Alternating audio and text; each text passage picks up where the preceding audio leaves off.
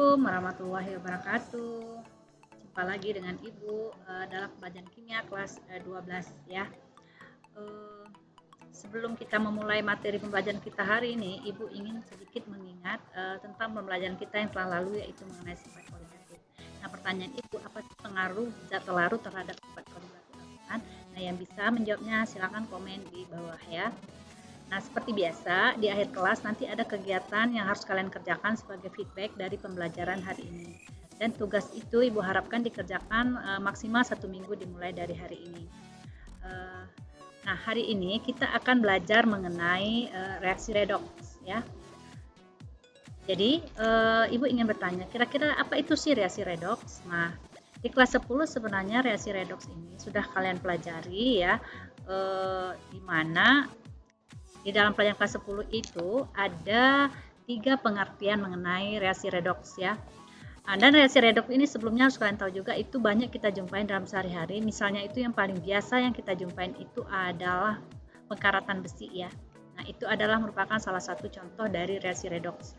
Nah, di kelas 10 kalian sudah belajar reaksi redoks ini ada 3 pengertian dari reaksi redoks dipandang dari beberapa hal. Nah, yang pertama itu kalau kalian buka lagi kelas 10 itu, yang pertama itu berdasarkan melepas dan mengikat oksigen. Kemudian yang kedua itu berdasarkan melepas dan mengikat elektron, sedangkan yang ketiga itu berdasarkan naik dan turunnya bilangan oksidasi. Nah, jadi untuk pelajaran kelas 12 ini kita juga kembali belajar tentang reaksi redoks ya. Tapi tidak sama atau kelanjutan dari kelas 10, tidak persis sama seperti yang kelas 10 yang kita pelajari sebelumnya. Nah, jadi di sini itu kita khusus mempelajari reaksi redoks itu. Kalau reaksi redoks itu adalah bagaimana menyetarakan reaksi redoks. Jadi ingat ya, redoks itu kepanjangan ya. Redoks itu kepanjangan dari reaksi reduksi dan oksidasi. Jadi tidak semua reaksi kimia itu merupakan reaksi redoks. Jadi reaksi redoks itu kalau kita pelajaran kelas 10 dulu bisa dipandang dari 3 hal. Yang pertama tadi adalah melepas dan mengikat oksigen, kemudian berdasarkan melepas dan mengikat elektron, atau berdasarkan kenaikan dan penurunan bilangan oksidasi. Nah, jadi di kelas 12 ini kita lebih cenderung penekanan kepada teori atau pengertian yang ketiga, yaitu berdasarkan kenaikan dan penurunan bilangan oksidasi. Nah, untuk mengetahui bagaimana sih reaksi redoks itu berdasarkan kenaikan dan penurunan oksidasi, makanya itu kita harus mengingat kembali bagaimana cara kita menghitung bilangan oksidasi atau yang kita singkat dengan nanti biloks ya, atau bilangan oksidasi. Nah, kita lanjut. Di kelas 10 juga kita sudah belajar bagaimana menentukan bilangan oksidasi atau biloks ini.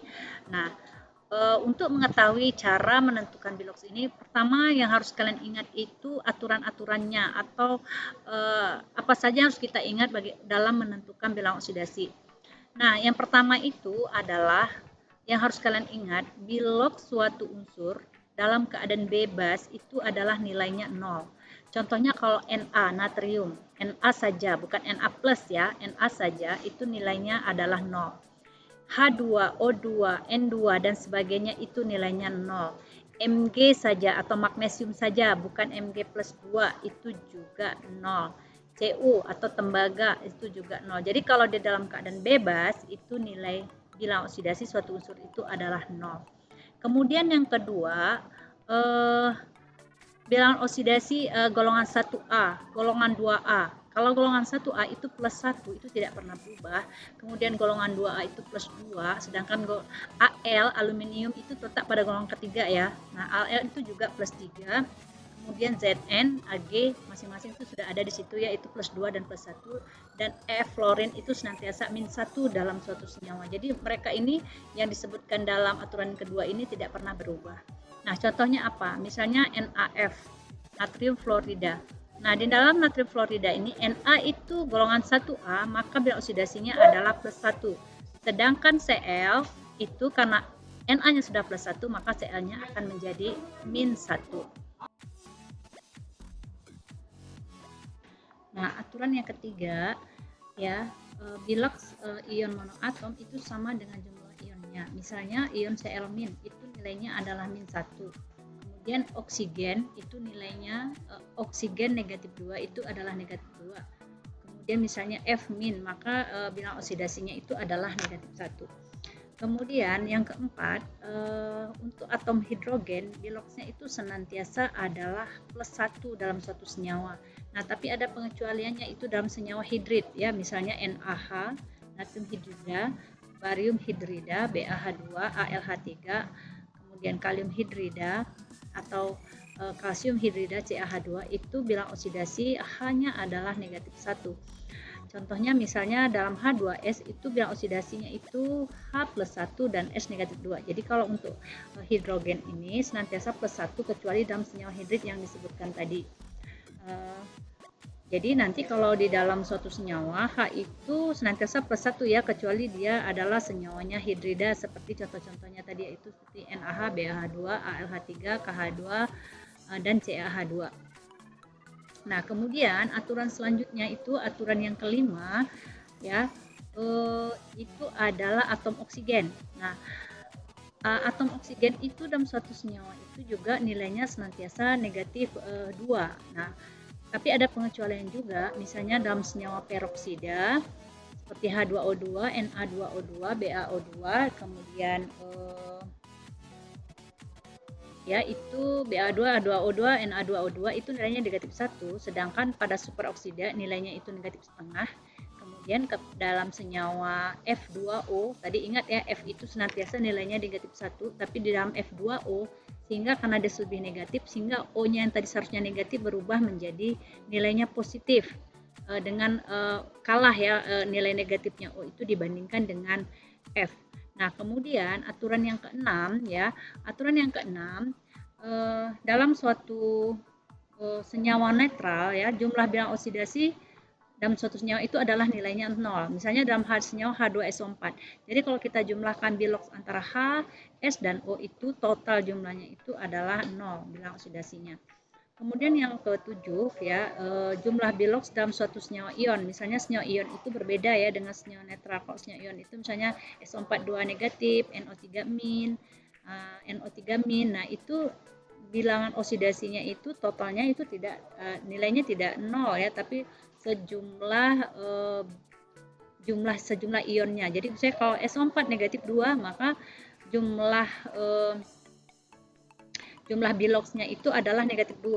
NO3 min maka jumlah bilangan oksidasinya itu adalah negatif 1. Nanti di dalam yang berikutnya itu akan Ibu jelaskan bagaimana cara menghitungnya. Nah, jadi itu adalah hal-hal yang penting atau aturan yang penting dalam menghitung atau menentukan jumlah bilangan oksidasi dari suatu unsur dalam suatu senyawa. Nah, jadi kalau nanti akan Ibu berikan tutorialnya di bawah ya, bagaimana cara menghitung biloxnya itu. Nah, jadi demikianlah atas perhatiannya Ibu sampaikan. Terima kasih. Assalamualaikum warahmatullahi wabarakatuh. Nah, baiklah, berikut adalah bagaimana cara kita menentukan bilangan oksidasi suatu unsur sesuai dengan tata cara atau aturan yang menentukan bilangan oksidasi tadi. Nah, di sini ada beberapa contoh ya dari penerapan itu. Yang pertama adalah Cr2O7 2 negatif. Ya, jadi yang mau ditentukan bilangan oksidasinya itu adalah Cr. Nah, bagaimana kita ingin menentukan bilangan oksidasi Cr? Pertama harus kita lihat dulu senyawa Cr2O7 2 negatif ini adalah merupakan senyawa ion. Jadi ini adalah senyawa ion. Senyawa ion. Jadi bukan senyawa netral. Nah, bagaimana kita ingin menentukan bilangan oksidasi Cr2O7? Caranya seperti ini. Pertama, kita lihat dulu Cr. Cr itu jumlah atomnya itu adalah 2. O jumlah atomnya adalah 7. Nah, kemudian karena Cr yang ditanya, ini bilangan oksidasinya kita anggap sebagai X. Sedangkan O tadi sesuai dengan peraturannya itu dalam suatu senyawa nilainya senantiasa negatif 2 kecuali dalam peroksida. Nah, ini bukan senyawa peroksida. Berarti dia nilainya negatif 2. 2 kali X berarti nilainya adalah 2X. 7 kali negatif 2 adalah negatif 14. Kemudian ini kita jumlahkan.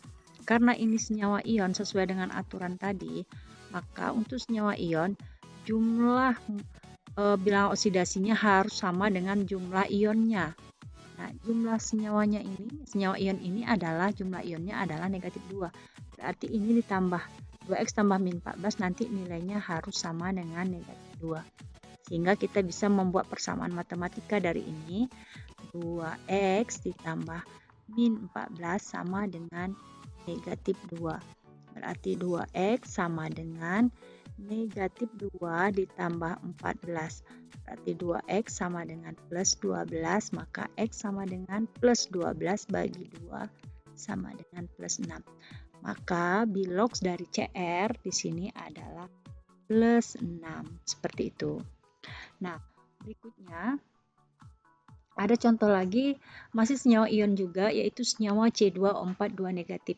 Sama seperti yang di atas, C itu jumlahnya 2, kemudian O sama dengan 4, karena C yang ditanya kita anggap sebagai X, maka 2X, sedangkan O negatif 2, berarti min 8, kalau kita jumlahkan, 8 ya, jumlahnya harus jumlah min negatif 2. Maka persamaannya didapat 2x tambah min 8 sama dengan min 2. 2x sama dengan min 2 tambah 8. 2x sama dengan plus 6. Maka x sama dengan plus 6 bagi 2 plus 3. Ya, jadi di sini dalam senyawa C2O4 negatif 2, bilangan oksidasi C-nya itu adalah sejumlah plus 3. Nah, berikutnya adalah contoh soalnya K2CR2O7, berbeda dari yang nomor 2 tadi. Kalau ini tadi masih senyawa ion. Nah, kalau ini adalah senyawa netral. Kenapa netral?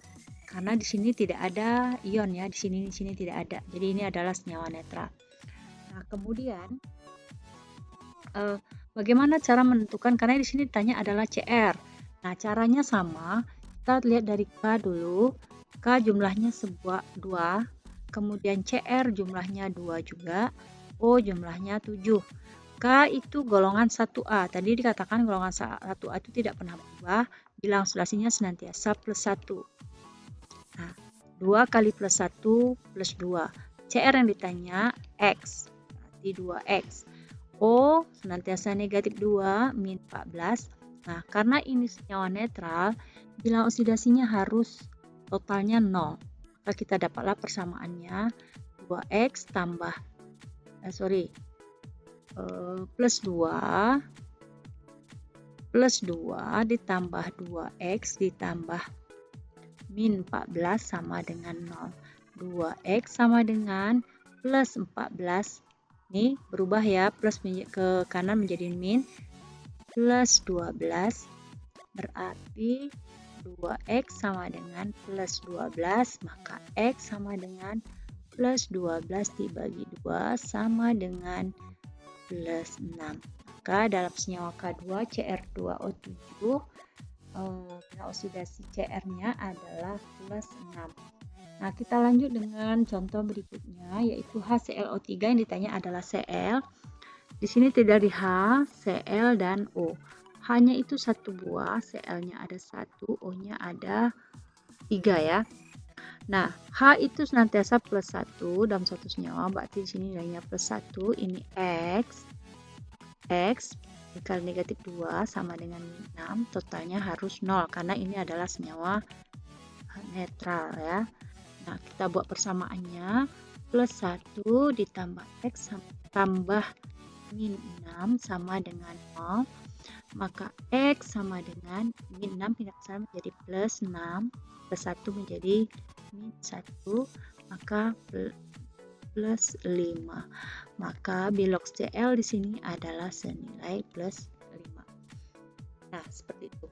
Nah, berikutnya itu contoh soalnya Fe2SO4 3 kali. Nah, ini agak berbeda sedikit dari cara-cara di atas. Kalau ketemu soal yang seperti ini juga merupakan senyawa netral. Tetapi untuk seperti ini, sebaiknya kalian harus mengionkannya dahulu. Nah, ini diionkan dahulu. 2Fe ditambah SO4. Ini Ini 3 plus, sini 2 min. Nah, untuk cara mengionkannya ini nanti Ibu akan jelaskan sedikit ya di bawah ya. Nah, kalau sudah ketemu, sudah bisa diionkan seperti ini, kalau ada koefisien seperti ini tidak kita ikutkan dalam penentuan Bilox ya. Jadi kita hanya memakai yang aslinya saja seperti itu. Nah, karena yang ditanya di sini adalah Fe, lihat di sini ini Fe. Ini berarti adalah unsur ion. Unsur ion sesuai dengan peraturan tadi, maka Biloxnya adalah sejumlah ion. Jadi Fe di sini Biloxnya adalah 3 plus, berarti di sini Fe Biloxnya adalah 3 plus seperti itu. Nah, kalau seandainya ketemu senyawa-senyawa seperti ini, kan harus mengionkan dulu. Kita pakai saja prinsipnya AXB menjadi A ditambah B. Ini ada suatu senyawa AXB. A itu jumlahnya X, taruh di sini. B itu jumlahnya Y, nya taruh di sini. Ionnya, Y-nya naikkan kemari, X-nya ini taruh di sini. Yang di depan positif, yang di belakang negatif. Misalnya kita ambil contoh Al2O3. Misalnya kalau kita ionkan tadi dari Al ditambah dengan O. Nah, Al jumlahnya di sini ada 2, O di sini jumlahnya ada 3. Nah, 3 taruhkan di sini, 3 plus 2-nya 2 min, seperti itu. Misalnya lagi adalah BaOH 2 kali. Nah, terdiri dari BA ditambah OH. BA-nya di sini tidak ada angka, berarti di sini angka 1 yang biasanya tidak ditulis. OH-nya taruh di depan 2 ya. 2. Jadi 2 taruhkan di sini plus 2, di sini min 1. Seperti itu. Nah, itu kalau seandainya dia dalam senyawa yang lebih kompleks. Kemudian kita ketemu soal seperti ini. Nah, ini soal-soal yang seperti ini akan kalian ketemukan nanti untuk pembelajaran berikutnya, karena kita akan menyetarakan reaksi redoks. Nah, dalam reaksi redoks itu reaksinya lebih banyak ya. Nah, jadi kita harus menentukan dulu Bilox sebelum dan sesudah reaksi untuk menentukan apakah dia reaksinya oksidasi atau reduksi. Jadi ingat konsep pelajaran kelas 10 lalu, reduksi itu penurunan bilang oksidasi, sedangkan reaksi oksidasi adalah kenaikan Bilox ya. Nah, sekarang kita lihat. Yang ditanya itu PB dan MN. Kita lihat ini MN, ini PB, ini MN dan PB setelah reaksi. Jadi caranya kita bagi 2 saja dulu. MNO tentu menjadi MNO4 ini. Nah, kemudian ini kita tentukan bilang oksidasinya. MN-nya ada 1, O-nya ada 1. Dikali X, ini kali negatif 2. Ini namanya X, ini namanya 2, totalnya adalah 0. Berarti X ditambah min 2 sama dengan 0, maka X sama dengan plus 2. Seperti itu. Nah, kemudian untuk yang ini, MN-nya 1 kali X, dapat X, O-nya ada 4 kali negatif 2, negatif 8, ini jumlahnya harus min 1. Kenapa min 1? Karena di sini adalah ion ya. Nah, kemudian kita buat persamaannya X tambah min 8 sama dengan min 1, X sama dengan min 1 tambah 8, dapatlah plus 7. Maka kesimpulan kita untuk MN perubahannya dari plus 2 menjadi plus 7. Ini sebelum reaksi, ini setelah reaksi. Nah, kemudian jadi kesimpulan pertama tadi ini MN-nya plus 2 menjadi plus 7. Jadi kalau nanti dalam reaksi redoks dari 2 ke 7 ini meningkat ya, berarti ini nanti reaksinya adalah oksidasi. Ingat pelajaran kelas 10. Kalau oksidasi itu terjadi kenaikan bilangan oksidasi. Nah, kemudian untuk PB. PbO2 menjadi PB2+. Nah, berapa sih bilangan oksidasi sebelum dan sesudah? PB di sini yang sebelumnya itu 1, O-nya ada 2 kali X kali negatif 2.